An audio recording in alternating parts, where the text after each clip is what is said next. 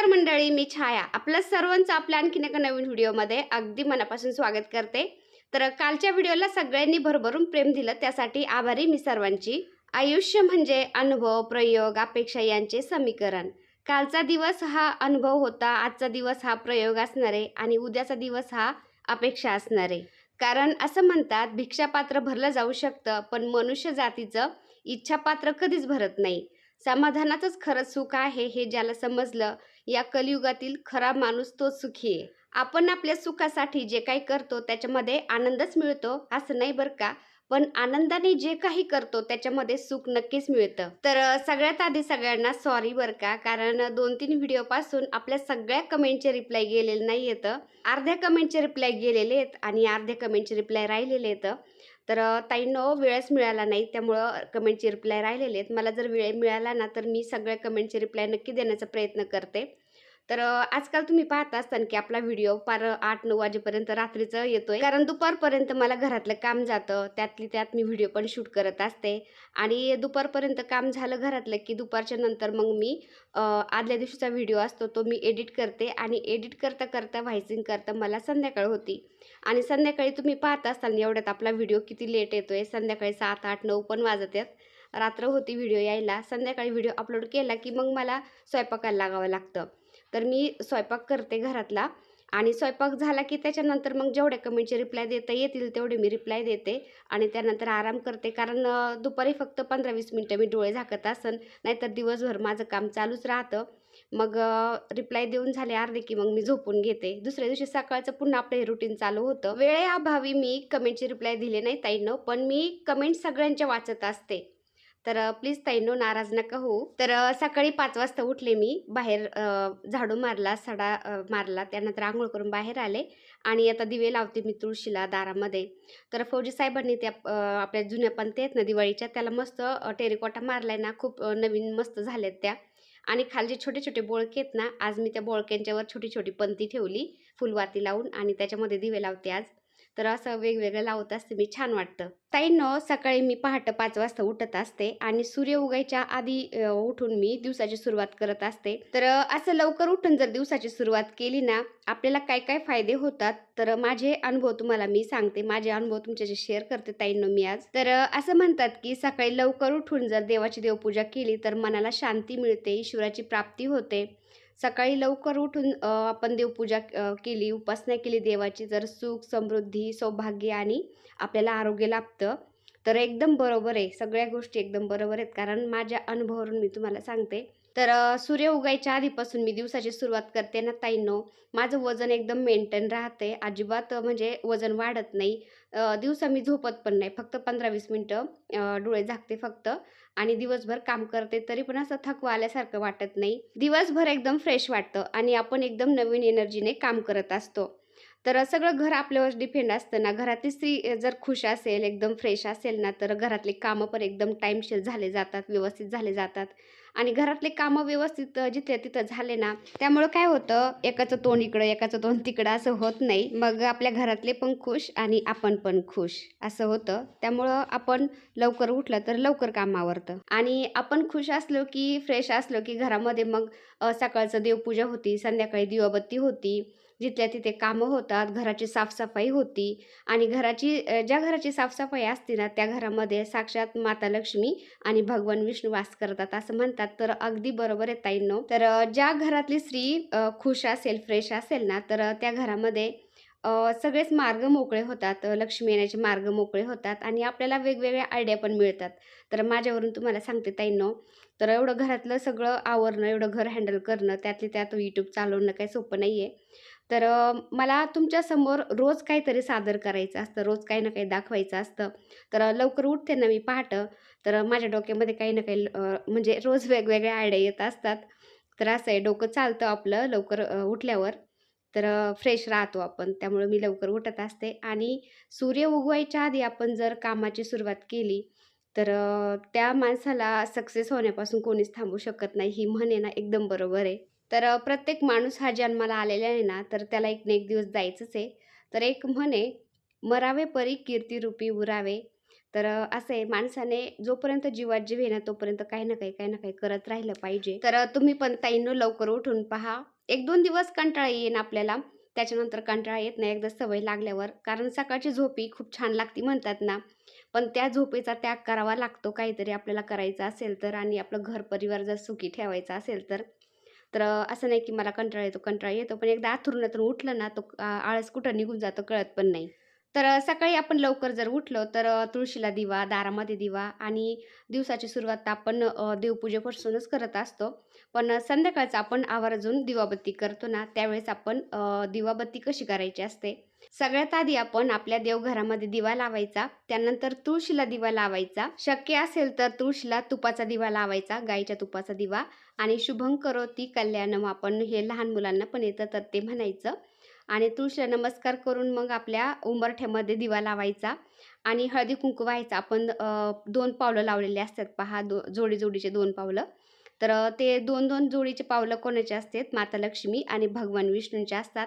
तर ज्या घरामध्ये माता लक्ष्मी वास करते ना, त्या घरामध्ये भगवान विष्णू वास करतात. तर ते जोडीनेच आपल्या घरामध्ये वास करत असतात. त्यामुळे आपण 2-2 पावलं जोडीचे म्हणजे 4 पावलं चिटकत असतो आपल्या उंबरठ्याजवळ.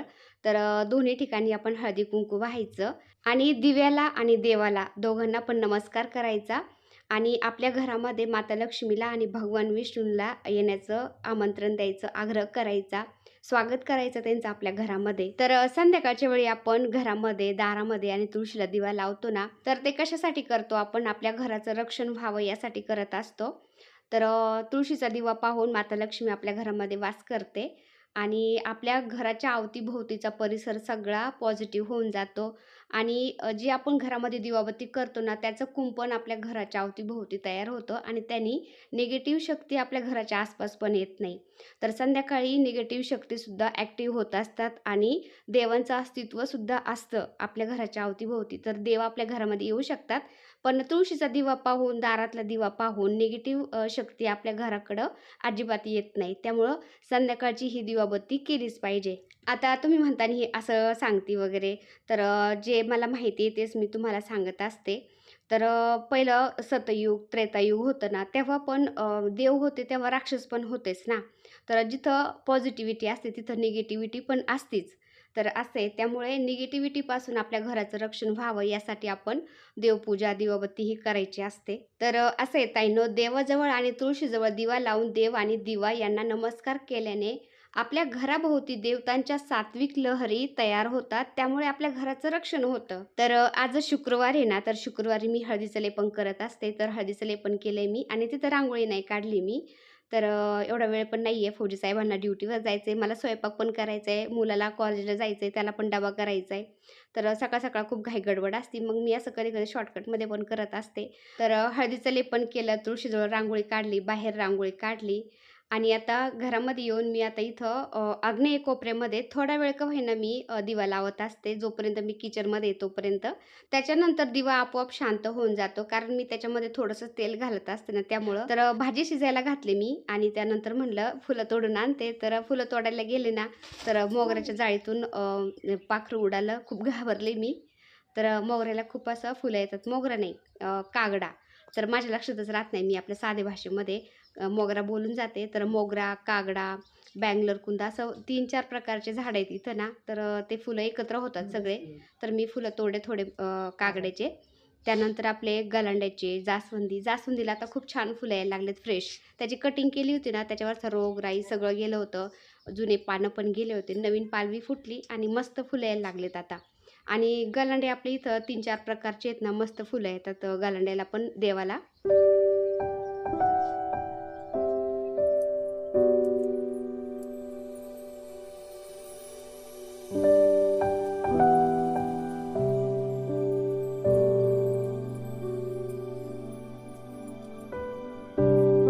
तर खालच्या गार्डनमध्ये जेवढे फुलं होते ना, ते मी तोडले आणि त्यानंतर आता टेरेसवरती पण आले. टेरेसवरती पण गलांड्याचे झाडं आहेत, जास्वंदी आहे, गुलाबाची झाडं आहेत ना, तर इथले पण थोडेसे फुलं तोडते म्हणलं. चाफ्याला पण भरपूर फुलं आहेत आता टेरेसवरती.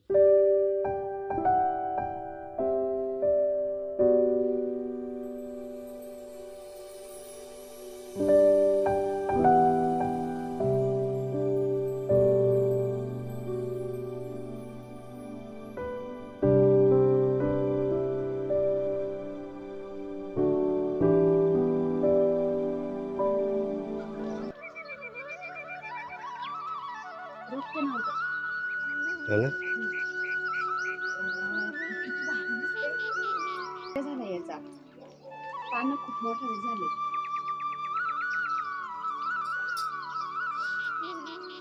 मस्त का?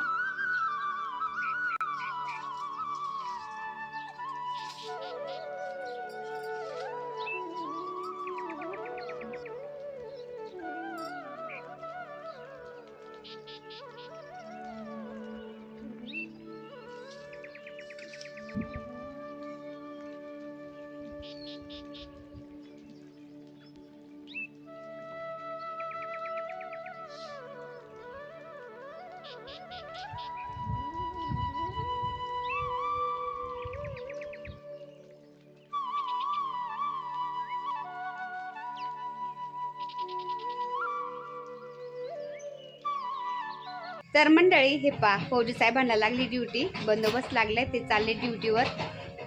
तर हे बघा निघलेत. चला आता फौजी साहेब जाते ड्युटीवर, मुलं जाते कॉलेजला, मग मी राहिले घरी एकटी. मग माझं काम आवरता आवरता कसा दिवस जातो समजत पण नाही. मग संध्याकाळी सगळेच येतात घरी, मग छान वाटतं घर भरून एकदम. इथं जेसीबी चालू आहे, आवाज येतोय. इथं काम चालू झालंय ना समोर, तर काही ना काही असं ठाकटूक ठाकटूक चालूच राहतं, मशीन तरी चालू राहते. तर नवीनच काम चालू झालंय ना, तर खूप स्पीड मध्ये काम चालू आहे, तर मशीन वगैरे चालू राहतात, त्याच्यामुळे आवाज येतच राहतो. बंद झाली आता.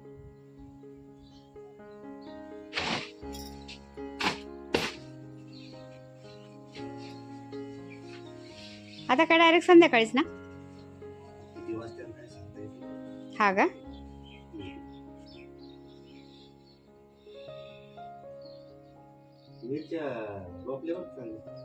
इथं पण रोप लावले तुम्ही? हा ना, ती पहिली मिरची होती ती छान लागली. हा ना, अरे वा, 2 लावले, पण लय जवळ जवळ लावल्या त्या. लय भारी आहे.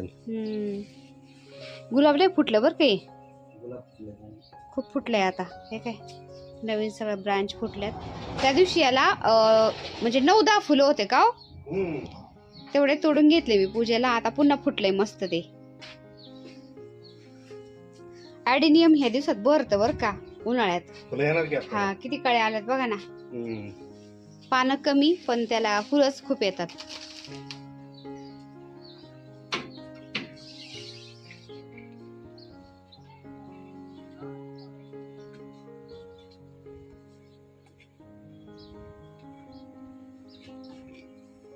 हळू हळू. हाँ जी, बाय बाय. तर हे पा पलीकडं जेसीबी चालू आहे आणि बांधकाम चांगलं स्पीडमध्ये चालू आहे.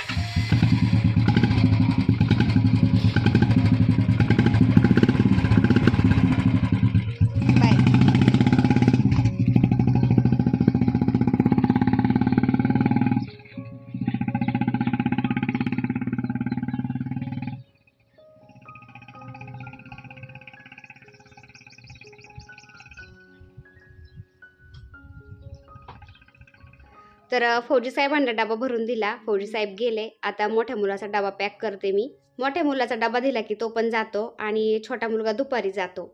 तर भांडे मी आता बेसिनमध्ये ठेवलेत घासायला. स्वयंपाक झाल्यानंतर किचन पुसून घेतलाय आणि भांडे घासून घेते आता. स्वयंपाकाचे, चहाचे, सकाळपासूनचे. तर रात्रीचं झोपताना मी भांडे घासून झोपते, पण हे सकाळचं चहापासून ते स्वयंपाकापर्यंत येतं. तर भांडे घासून झाले की झालं, किचन एकदम क्लीन होऊन जातं. नंतर मग मी देवपूजेला बसणार आहे. तर देवपूजेला वेळ लागतो ना, सकाळ सकाळ खूप घाई गडबड असते. बाहेरचं मला आवरायचं असतं, डबे पण बनवायचे असते, सगळ्यांना जायचं असतं आणि देवपूजेला थोडंसं निवांतच बरं वाटतं. घाई गडबडीमध्ये मला देवपूजा आवडतच नाही. तर म्हटलं आता हे सगळे गेले, डबे बिबे झाले ना, मग मी देवपूजेला बसते.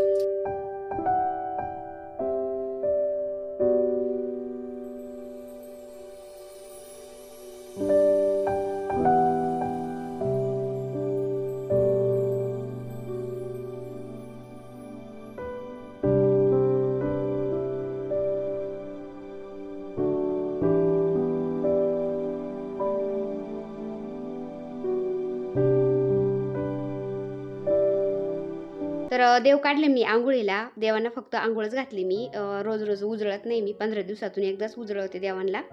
तर अंघोळ घातली आणि देवाखालचे कपडे पण बदलले. तुम्ही बघू शकता मस्त चमचम कपडे टाकले देवांच्या खाली. आणि आता देवांना स्थान देऊन त्यांना अष्टीगंध, हळदी कुंकू, फुलं वाहते. तर देवपूजा झाली ना, रांगोळीशिवाय देवपूजा अपूर्णच वाटते. तर छोटासा फरचीचा तुकडा आहे ना, त्याच्यावरती मी रांगोळी काढत असते. गणपती बाप्पा काढते छोटेसे रांगोळीनी आणि माता लक्ष्मी आणि भगवान विष्णूंचे पावलं पण काढत असते. तर आता ही रांगोळी काढून घेते मी. तर एका ताईची कमेंट होती की एक शब्द डबल डबल बोलती. तर ताई कसं आहे ना, मी काही स्क्रिप्ट वगैरे बनवून बोलत नाही. तर जसं माझ्या मनात येतं, जसं बोलायचं तसं मी बोलते. जसं की मी तुमच्या समोर बोलते, असं मनमोकळेपणाने मी बोलत असते. स्क्रिप्ट वगैरे बनवून काही मी बोलत नाही. त्यामुळं माझं एखादा शब्द डबल येऊ शकतो. आणि त्यातल्या त्यात काय होतं, मी जर एडिटिंगला बसले ना, काही ना काही काम येतं किंवा कोणीतरी येतं, मध्ये मध्ये मला उठावं पण लागतं. त्यामुळं मी पुन्हा येऊन बसते आणि रेकॉर्डिंग करते, एडिटिंग करते. त्यामुळं एखादा शब्द डबल येऊ शकतो. माणूस जातीकडूनच चुका होतात, देवाकडून काही होत नाही. माणूस जात ही चुकांचा पुतळा आहे. त्यामुळं प्लीज ताईंनो समजून घेत जा. तर चला आजचा व्हिडिओ मी इथंच एंड करते. आता व्हिडिओ आवडला असेल तर एक लाईक करा. चॅनलवर नवीन असाल तर प्लीज आपल्या चॅनलला सबस्क्राईब पण करा. चला तर भेटूया पुन्हा अशाच एका छानशा व्हिडिओबरोबर. तोपर्यंत बाय बाय. व्हिडिओ बघितल्याबद्दल खूप खूप धन्यवाद सर्वांचे. सर्वांना श्री स्वामी समर्थ.